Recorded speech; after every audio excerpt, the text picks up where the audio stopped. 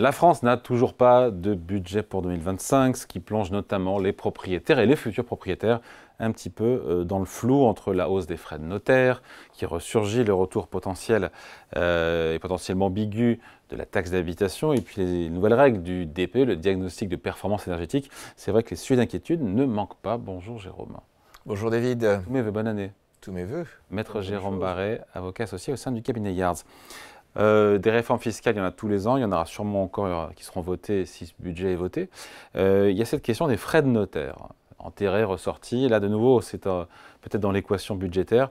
Comment les futurs propriétaires qui nous regardent doivent se préparer à cette hausse possible et anticiper l'impact que ça peut avoir sur leur projet immobilier? Alors les frais de notaire, vous savez, en fait, on appelle frais de notaire. Abusivement. C'est une partie importante, abusivement, c'est une partie importante du budget du futur propriétaire parce qu'en réalité, souvent, ils sont sous-estimés, ils sont mis de côté. On voit le prix d'achat de la maison ou de l'appartement et puis on oublie qu'il va falloir décaisser du bon argent pour s'en acquitter. Ces frais de notaire, c'est les éléments du notaire, petits, et la taxe de l'État, grande, sur les 8%. Donc actuellement, ces frais, c'est 8% du prix d'achat. Autrefois, si vous vous souvenez, nous étions redescendus à 5%, un peu plus de 5%. Quand ça? C'était quand 5%? C'était il y a encore 3 ou 4 ans. Ah, ouais. Ouais. Donc ça augmente quand même. Je crois que c'est peut-être un peu plus. Le Covid a des effets, Sur votre mémoire. qui ont dissipé ma mémoire. Voilà. Donc une hausse de 5%, ce n'est pas du tout neutre. Ouais. Et évidemment, ça va alourdir le coût d'acquisition des biens immeubles. Alors, si je prends l'exemple d'une maison ou d'un appartement qui vaudrait 500 000 euros, ce qui est déjà pas mal, cela entraîne un coût de 2 500 euros supplémentaires. Alors, cette somme, elle peut paraître modeste, mais elle rend tout de suite l'achat plus difficile, parce que justement, la difficulté qu'on a quand on veut acheter un appartement ou une maison, c'est d'avoir le bon prêt, et c'est d'avoir le bon prêt qui couvre un certain nombre de choses. Alors, autrefois, effectivement, on a connu des 110%. Des 110%, tout est très bien. Financement à 110%. Aujourd'hui, c'est moins le cas, et on veut qu'on paie. Alors, on doit à la fois mettre du bon argent pour la part d'apport, mais il faut aussi payer les frais de notaire. Donc c'est difficile.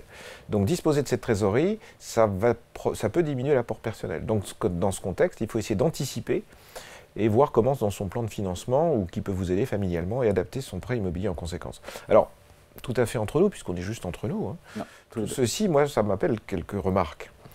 Je suis plutôt prudent d'habitude, mais la première question, c'est est-ce que cette hausse de 0,5% va vraiment aider à remplir les caisses de l'État, ou est-ce qu'elle ne va pas accentuer encore le massacre immobilier, c'est-à-dire qu'on a de moins en moins de transactions, et effectivement c'est un problème. Donc on peut se le demander. Deuxièmement, comme vous le savez, quand on détient un bien, c'est uniquement au bout de 30 ans qu'on sera exonéré de plus-value de CSG, CRDS. 30 ans. Si vous prenez votre vie, David... Sur la résidence secondaire. Sur la résidence secondaire, absolument, oui. Pas sur la résidence principale. Donc, pardon de la précision. C'est une précision plus qu'importante. Voilà, merci. Si on divise votre vie ou la vie d'un homme ou d'un être humain normal en période de 30 ans, et on se dit qu'on peut aller raisonnablement à 90 ans, ça fait 3 fois. Assez rarement, vous achetez un bien quand vous avez 5 ans. Vous pouvez en être propriétaire par succession, ça peut arriver, il y a toujours des cas. Mais en réalité... Vous avez très peu de fois l'occasion de réaliser cette opération. Et aujourd'hui, on a énormément de retraités qui attendent ce délai immensément long pour pouvoir disposer de liquidités pour leur retraite et qui ne peuvent pas vendre. Et donc la question qui se pose, c'est qu'on a une réduction, si on avait une réduction de ce délai, est-ce que finalement ça ne rapporterait pas à l'État sans avoir besoin d'augmenter les frais de notaire? Parce que évidemment, ça remettrait des biens tout de suite sur le marché de gens qui attendent. Alors la durée, on peut en parler, mais une durée de 12 ans, c'est une durée qui n'est pas spéculative, parce que vous achetez rarement à 20 ans. Il y a des exemples, mais vous achetez plutôt entre 40 et 50. Donc de toute façon, vous n'êtes pas dans un mécanisme spéculatif. Donc c'est une question qui me paraît importante. Alors les frais de notaire, maintenant on parlait de la taxe d'habitation qui était supprimée pour la plupart des Français, qui pourrait revenir sous une nouvelle forme, comme la contribution universelle que certains évoquent. Expliquez-nous.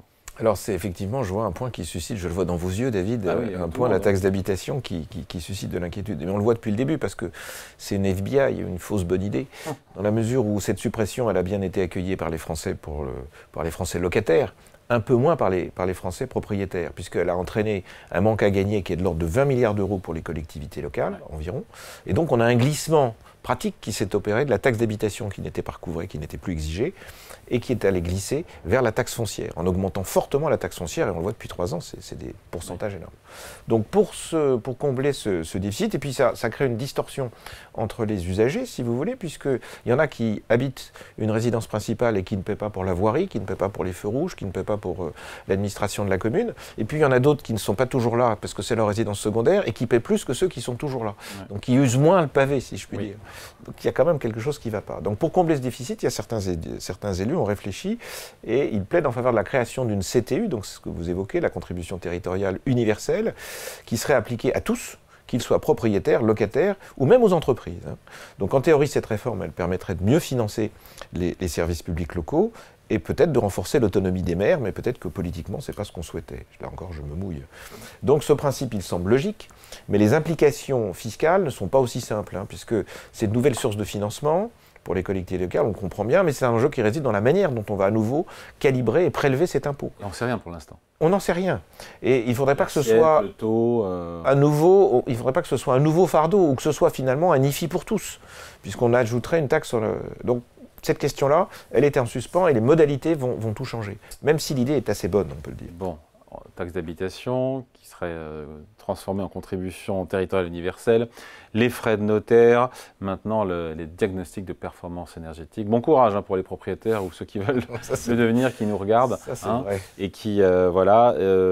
bon, en gros, cette année, je résume, les logements qui sont classés G au DPE ne pourront plus être loués. Non. À partir du 1er février, c'est donc à la fin du mois. Ouais. Est-ce que ça va évidemment pénaliser des propriétaires? Voilà, quels sont les enjeux fiscaux et pratiques derrière cette mesure, et d'autres qui vont suivre d'ailleurs? On sait déjà qu'il y a des propriétaires qui ne pourront pas le faire, tout simplement, qui ne pourront pas contribuer à ces rénovations coûteuses pour partir, et donc ils vont se retrouver dans une situation avec des locataires